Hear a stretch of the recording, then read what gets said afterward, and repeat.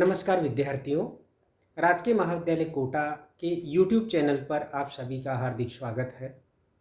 मैं डॉक्टर सियाराम मीणा, सह आचार्य हिंदी विभाग, राजकीय महाविद्यालय कोटा, आप सभी के लिए अनिवार्य हिंदी से संबंधित पाठ्य सामग्री पर विचार करने के लिए प्रस्तुत हूँ। विद्यार्थियों, हम चर्चा कर रहे थे हिंदी व्याकरण खंड पर, और हिंदी व्याकरण खंड का एक महत्वपूर्ण भाग है एक वाक्यांश के लिए एक शब्द का प्रयोग, जो न केवल आपके से संबंधित है अपितु जो विभिन्न प्रतियोगी परीक्षाएं हैं उनमें भी इसका महत्वपूर्ण रोल होता है। इसमें से प्रश्न आते हैं, एक वाक्यांश दे दिया जाता है और फिर उसके लिए पूछा जाता है कि इसके लिए एक उपयुक्त शब्द कौन सा होगा। तो यह इसका ज्ञान आपको होना चाहिए। पूर्व में इस पर हम 6-7 चर्चाएं कर चुके हैं। ये 8वां भाग है इस चर्चा का। तो चलिए हम देखते हैं इसके और भी उदाहरण, क्योंकि हिंदी में ऐसे शब्द भंडार की कमी नहीं है जो भाषा के विस्तृत रूप को संक्षेप में बदल देता है। एक वाक्य की जगह एक ही शब्द का प्रयोग रखते हैं। उदाहरण देखते हैं। जो जल से उत्पन्न होता है उसके लिए एक शब्द होगा जलज। जो जल से उत्पन्न होता हो उसके लिए एक शब्द होगा जलज। जो जीव जंतु जल में रहते हो, जो जीव जंतु जल में रहते हो उसके लिए एक शब्द होगा जलचर। जो बात लोगों से सुनी गई हो, जो बात लोगों से सुनी गई हो वह है जनश्रुति। जन का मतलब जनता या लोग, श्रुति का मतलब सुनी हुई, यानी कि जनश्रुति। जो बात लोगों से सुनी हुई हो वह जनश्रुति कहलाती है। जो चमत्कारी क्रियाओं का प्रदर्शन करता है, जो चमत्कारी क्रियाओं का प्रदर्शन करता है उसके लिए एक शब्द है जादूगर या मदारी। जो अकारण जुल्म ढाता हो वह है जालिम। जालिम किसको कहेंगे? जो अकारण जुल्म ढाता है उसे जालिम कहा जाता है। जानने की इच्छा के लिए एक शब्द है जिज्ञासा।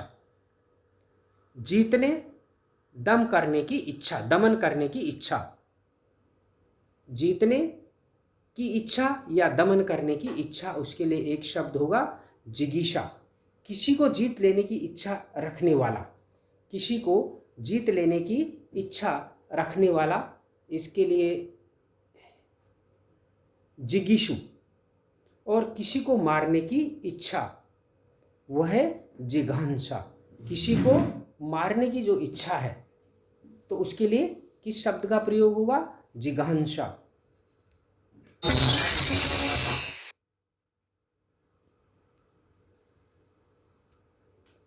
भोजन करने की इच्छा जिघत्सा। ग्रहण करने या पकड़ने की इच्छा, ग्रहण करने या पकड़ने की इच्छा जिघृक्षा। जिंदा रहने की इच्छा, जिंदा रहने की इच्छा। इस वाक्यांश के लिए एक शब्द का प्रयोग होगा जिजीविषा। जिंदा रहने की इच्छा। जिसने इंद्रियों को वश में कर लिया हो, इस वाक्यांश के लिए एक शब्द होगा जितेंद्रिय।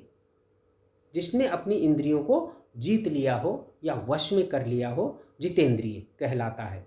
जिसने आत्मा को जीत लिया हो वह है जितात्मा। जो जीतने के योग्य हो वह है जेय। किसी के जीवन भर के कार्यों का विवरण, किसी के जीवन भर के कार्यों का विवरण कहलाता है जीवन चरित्र या जीवन चरित्र। जेठ अर्थात पति का बड़ा भाई का पुत्र क्या कहलाता है? जेठोत। अपनी इच्छा को बचाने के लिए किया गया अग्नि प्रवेश, अपनी इज्जत को बचाने के लिए किया गया अग्नि प्रवेश कहलाता है जौहर। अपनी इज्जत को बचाने के लिए किया गया अग्नि प्रवेश कहलाता है जौहर। आगे देखिए,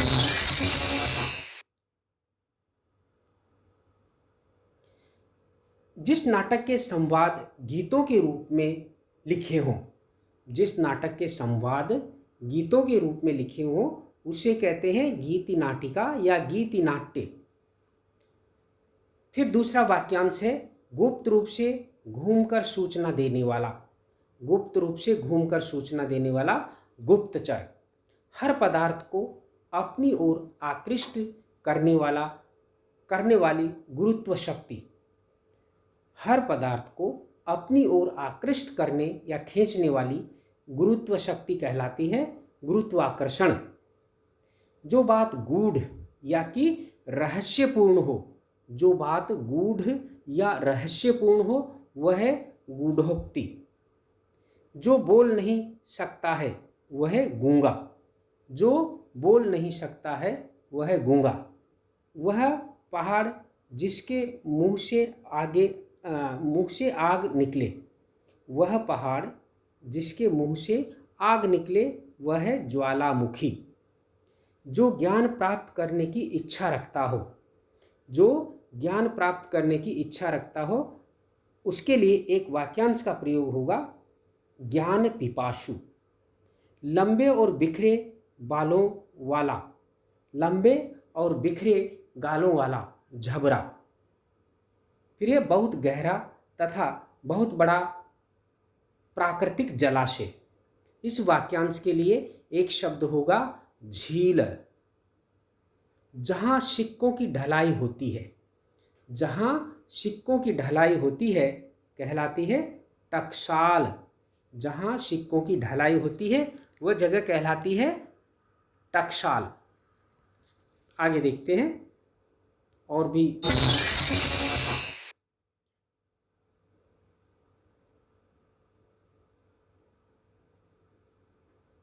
देखिए, घर या देश के अंदर ही लोगों की आपसी लड़ाई।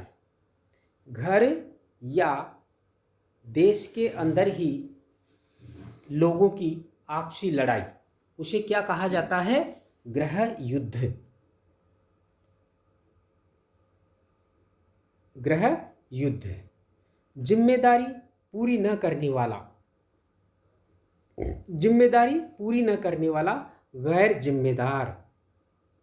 दिन और रात्रि के बीच का समय, दिन और रात्रि के बीच का समय, संध्या का वो समय जब गाय जंगल से लौटती है और उनके चलने की धूल आसमान में उड़ती है।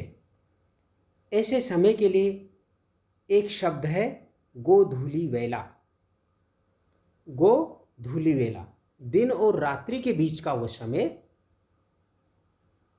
दिन और रात्रि के बीच का समय अर्थात संध्या का वो समय जब गायें जंगल से लौटती हैं और उनके चलने की धूल आसमान में उड़ती है, वह जो समय है, वो वेला है, वो कहलाती है गोधूली वेला। जो ग्रहण करने योग्य हो वह है ग्राह्य। जो छिपाने योग्य हो उसके लिए एक शब्द है गोपनीय। जहाँ से गंगा नदी का उद्गम होता है, जहाँ से गंगा नदी का उद्गम होता है, इस वाक्यांश के लिए एक शब्द का प्रयोग होगा गंगोत्री। फिर घास खोदकर जीवन निर्वाह करने वाला, इस वाक्यांश के लिए एक शब्द होगा या इसका अर्थ होता है घसियारा। उसे क्या कहा जाता है? घसियारा। जो घास खोदकर अपने जीवन का निर्वाह करता है उसे क्या कहा जाता है? घसियारा।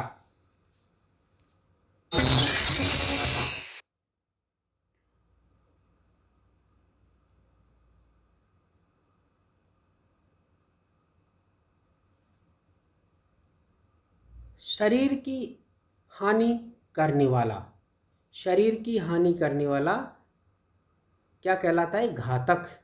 जो पदार्थ घुलने योग्य हो वह है घुलनशील। जो पदार्थ घुलने योग्य हो वह है घुलनशील। जो घृणा का पात्र हो, जो घृणा का पात्र हो उसके लिए एक शब्द है घृणित या घृणास्पद। घृणित या घृणास्पद। कोई कार्य करने के लिए, कोई कार्य करने के लिए नाजायज रूप से धन लेने वाला, किसी कार्य को करने के लिए नाजायज रूप से धन ऐंठने वाला या धन लेने वाला क्या कहलाता है? घूसखोर। जो बहुत समय तक ठहर सके वह चिरस्थायी। फिर है चौथे दिन आने वाला ज्वर, चौथिया। चक्र के रूप में घूमती हुई चलने वाली हवा, चक्र के रूप में घूमती हुई चलने वाली जो हवा है उसे क्या कहा जाता है? चक्रवात। वात का मतलब होता है हवा, चक्र का मतलब घूमती हुई, घूमना, अर्थात जो हवा घूमती हुई चलती है उसके लिए एक शब्द है चक्रवात। आश्चर्य में डाल देने वाला कार्य, आश्चर्य में डाल देने वाला कार्य वह है चमत्कार। वह कृति जिसमें गद्य एवं पद्य दोनों मिश्रित हो वह है चंपू। चंपू जिसे काव्य होता है चंपू काव्य कहा जाता है। तो वह कृति जिसमें गद्य एवं पद्य दोनों मिश्रित हो वह है चंपू। आगे देखिए, ब्याज का वह प्रकार जिसमें मूल के ब्याज पर भी ब्याज लगता है, वह ब्याज का वह प्रकार जिसमें मूल के ब्याज पर भी ब्याज लगता है वह कहलाता है चक्रवृद्धि ब्याज।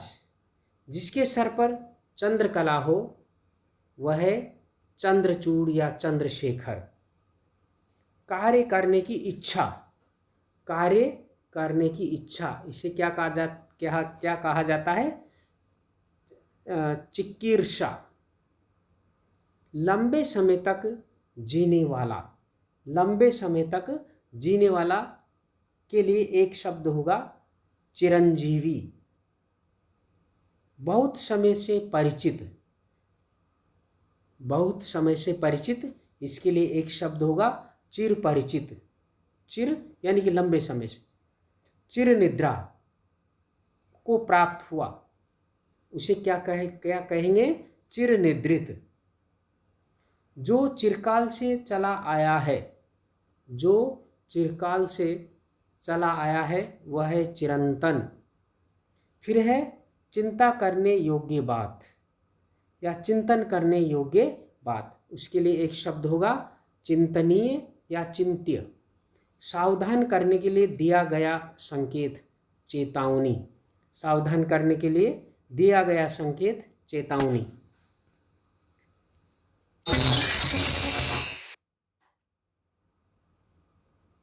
आगे अन्य उदाहरण है धन की इच्छा रखने वाला। धन की इच्छा रखने वाला वह धनेच्छु। सभी को धारण करने वाली वह है धरणी। सभी को धारण करने वाली अर्थात पृथ्वी, इसके लिए एक शब्द होगा धरणी। यात्रियों के लिए निशुल्क सार्वजनिक आवास गृह, यात्रियों के लिए निशुल्क सार्वजनिक आवास गृह उसे क्या कहा जाता है? एक शब्द में धर्मशाला। गरीबों के लिए दान के रूप में दिया जाने वाला धन, अन्न आदि। गरीबों के लिए दान के रूप में दिया जाने वाला धन, अन्न आदि धर्मादा। किसी के पास रखी हुई दूसरे की वस्तु, किसी के पास रखी हुई दूसरे की वस्तु उसे क्या कहा जाता है? धरोहर या थाती। मछली मारकर आजीविका चलाने वाला, मछली मारकर आजीविका चलाने वाला उसे क्या कहा जाता है? अर्थात इस वाक्यांश के लिए एक शब्द होगा धीवर या मछुआरा, धीवर या मछुआरा। फिर है श्रेष्ठ गुणों से संपन्न शूरवीर नायक। श्रेष्ठ गुणों से संपन्न शूरवीर नायक को एक शब्द वाक्यांश के लिए एक शब्द होगा धीरोदात्त। यह नायक का एक प्रकार है। शूरवीर किंतु अभिमानी नायक, वह है धीरोदात्त। शूरवीर किंतु क्रीड़ा प्रिय नायक, वह है धीर ललित। शूरवीर किंतु क्रीड़ा प्रिय नायक, वह है धीर ललित। ये नायकों के प्रकार है। श्रेष्ठ गुणों से संपन्न शूरवीर नायक कहलाता है धीरोदात्त नायक। शूरवीर किंतु अभिमानी नायक कहलाता है धीरोदात्त। शूरवीर किंतु क्रीड़ा प्रिय नायक वह कहलाता है धीर ललित। फिर देखिए, सम्मान में दी जाने वाली भेंट वह है नजराना। सम्मान में दी जाने वाली भेंट नजराना। नाखून से चोटी तक का वर्णन वह है नक्षिक वर्णन। जिसका जन्म अभी अभी हुआ हो वह है नवजात। जिस स्त्री का विवाह अभी हुआ हो वह है नवोढ़ा। यह भी नायिका का एक प्रकार है। जिसका उदय हाल में हुआ हो वह है नवोदित। जो वस्तु नाशवान हो वह है नश्वर। जिसका सर झुका हुआ हो, जिसका सर झुका हुआ हो वह है नत मस्तक। जो आकाश में विचरण करता है पक्षी, उसे क्या कहा जाता है? वह है नभचर या नभश्चर। फिर है जो नया नया आया है वह है नवागत या नवागंतुक। जो नया नया आया है उसे क्या कहते हैं? नवागत या नवागंतुक। जिसे ईश्वर पर विश्वास न हो, जिसे ईश्वर पर विश्वास न हो वह है नास्तिक।